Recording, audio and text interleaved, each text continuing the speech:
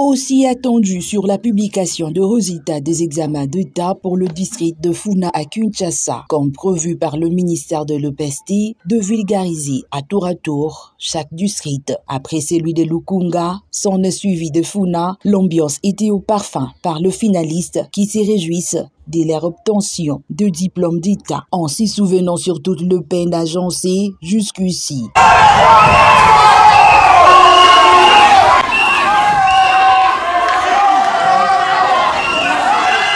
En l'occurrence, l'inspecteur principal provincial de Kinshasa, bienvenu Tupi Kubulana, satisfait sur la publication, s'exprime. Rappelons que l'EPST clôture la publication du résultat des examens d'État par le district de Funa. Félicitations aux finalistes qui ont bravé cette étape et à ceux-là qui ont échoué de reprendre pour cette année scolaire 2022-2023, car, dit-on, mieux vaut tard que... De l'école, raison pour laquelle les enfants sont rentrés à l'école le lundi 5 sur toute l'étendue de la République. Eh bien, pour les nouvelles unités qui n'avaient pas de salaire hier, on est en train de tout faire pour que la paye en cours de ces gens soit payée. Évidemment, on a parlé de beaucoup de choses. Entre autres sur la qualité de l'enseignement. On a parlé des inspecteurs. En tout cas, dans l'ensemble, c'était bien. Voilà, entrons maintenant dans le vif du sujet. Notre préoccupation majeure, c'était le ministre Tony Mwamba était passé dans une radio de la capitale où il avait tablé, il avait vraiment dit sérieux sur les écoles privées cette année. Il avait dit qu'il tient à mettre de l'ordre dans le secteur des écoles privées cette année. Et dans ses propos, il avait dit qu'il a confiance aux IPP et aux PROVED. Il a dit que ce sont vous qui vont exécuter cette tâche. Voilà la raison pour laquelle je suis venu vers vous. Comment avez-vous réussi d'abord ces propos du ministre? Bon, c'est une première, hein? C'est une première. Après que le ministre ait passé presque toute l'année passée dans nos provinces en itinérance, il a dû constater beaucoup de choses, surtout dans les secteurs privés.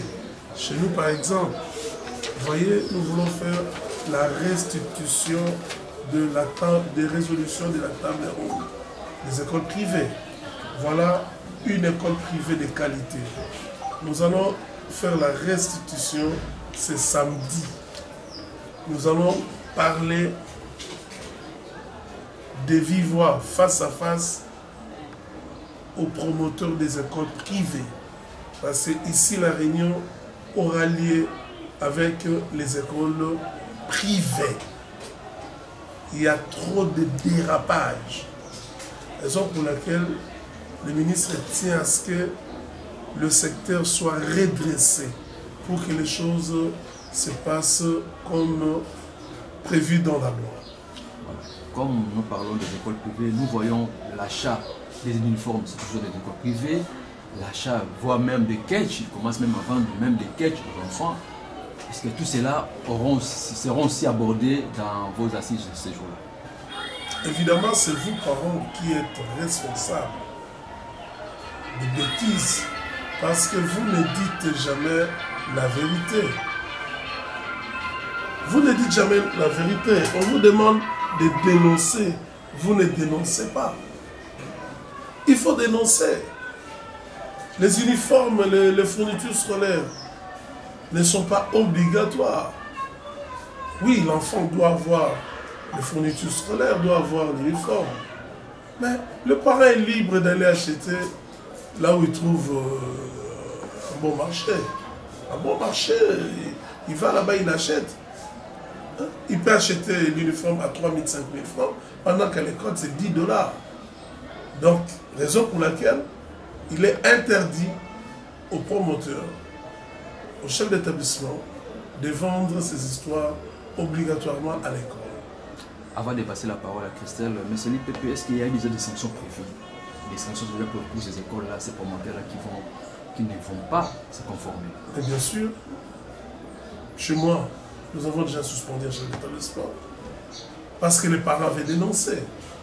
Voilà un parent honnête, sérieux. Il a dénoncé. L'autorité du ministère a dit, pas question de... Et les parents là, a dénoncé. Mais dans cette école, il y avait combien de parents? C'est pas moins de 500. Seul a sauvé le reste des parents. Il a dénoncé. Il faut dénoncer. Lorsque vous voyez le mal, dénoncez. Si vous ne dénoncez pas, ne condamnez personne. Puis, Pépé, vous venez d'évoquer que vous aurez ce samedi au moins un entretien avec le écoles privées pour enfin mettre de l'ordre.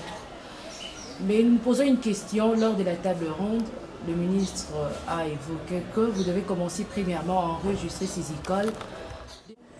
Nous connaissons ces écoles.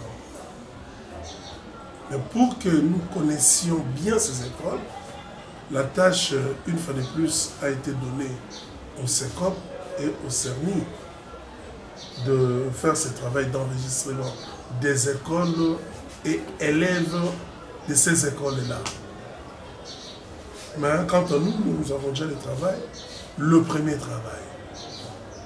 Maintenant, là, on va informatiser. Vous comprenez? Nous avons toujours fait le travail. Mais cette fois-ci, n'oubliez pas, le thème de cette année est dédié à l'inspection. Pour la trilogie inspectorale fera son travail. Chaque inspecteur est appelé à former plus que les années antérieures, à contrôler plus que les années antérieures pour bien évaluer cette année. Donc, le travail, les gens sont déjà en train d'être déployés pour faire ce travail que l'autorité attend de nous. Autrefois, c'était l'année dernière, au début, il y avait un problème qui s'est posé entre les écoles privées agréées toujours. C'était par rapport aux frais scolaires. Il y avait de ceux qui avaient au moins, qui n'avaient pas vraiment tenu compte de la gravité de l'enseignement. Il y avait ceux qui avaient exagéré sur le prix de frais scolaires. Et d'autres, à un moment donné, ils ont suspendu les cours. Et d'autres, de l'autre côté, ils ont signé quand même. Est-ce que vous assurez cette année, vous allez arriver au moins à maîtriser toutes ces écoles de manière à ce qu'ils tiennent compte également de la gratuité de l'enseignement? Oui, nous avons déjà maîtrisé la situation. La situation est maîtrisée.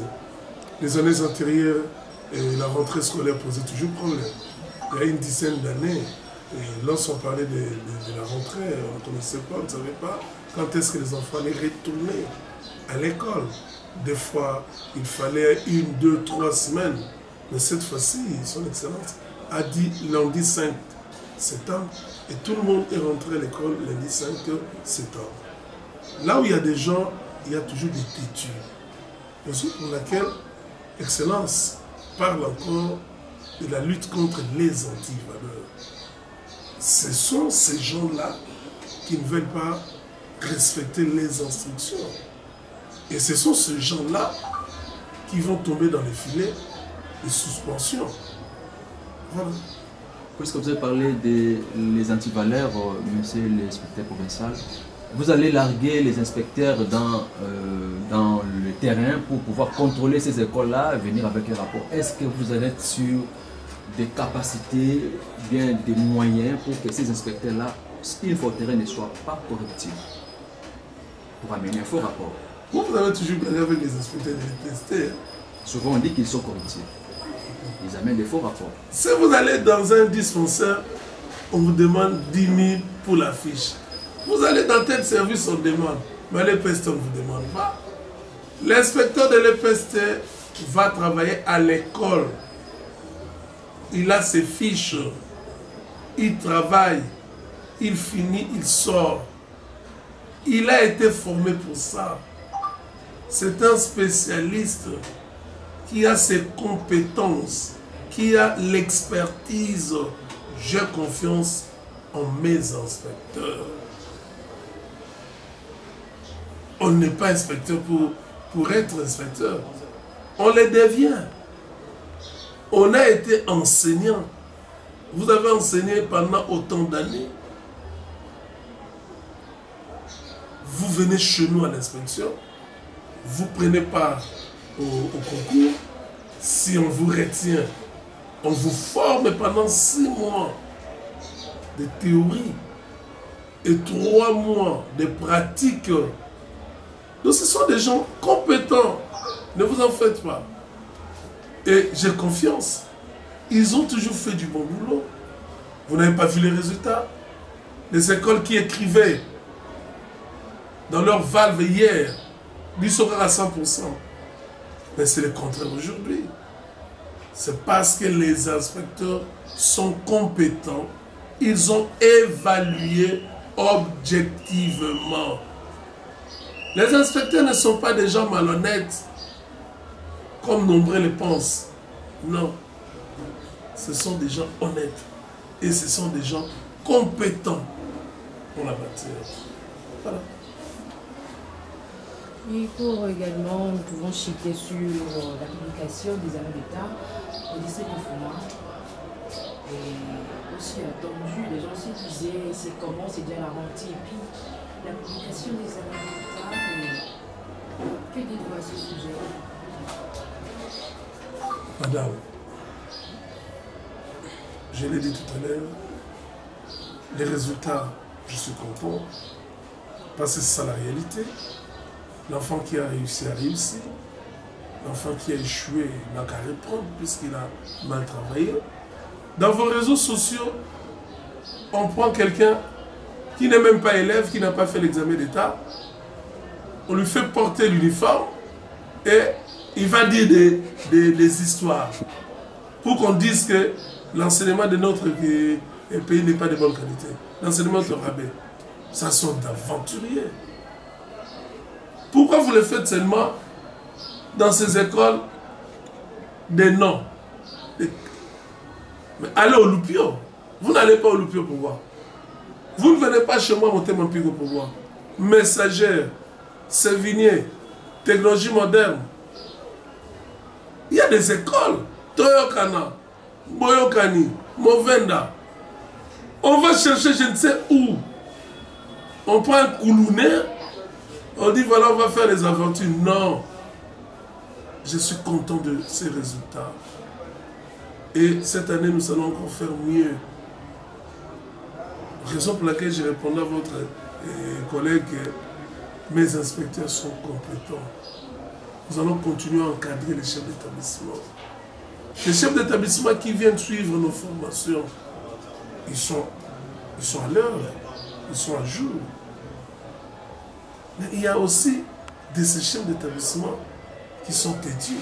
Vous les invitez, ils ne viennent pas. Il y a beaucoup de choses. Sinon, nous risquerons de continuer à sanctionner, à sanctionner. Mais nous sommes derrière toute personne qui se livrerait à des actes d'anti-valeur. Là, il n'y a pas de pardon. Il n'y a pas de pardon. Là, nous sanctionnons sans pardon. Voilà, nous allons terminer peut-être par cette petite question. D'ailleurs, je veux déclarer à vous, monsieur le PP, parce que nous étions là lors des demi-France des macarons. Nous avons vu la rigueur que vous avez instaurée à Funa. Et est-ce que cette rigueur va continuer? C'est ça la grande question. Vous savez, dans notre pays, si vous êtes dur, on vous prend pour un diable. Mais laissez-moi vous dire que jusqu'aujourd'hui, j'ai des écoles qui n'ont pas versé l'argent, même pas un franc. Le parent lui donne l'argent, il bouffe cet argent. Les promoteurs bouffent. Nous avons des écoles sérieuses qui ont payé sans problème. Nous allons faire notre travail. L'année passée, nous avons commencé en retard, mais cette fois-ci, nous sommes là au début. Celui qui ne marcherait pas vers nous,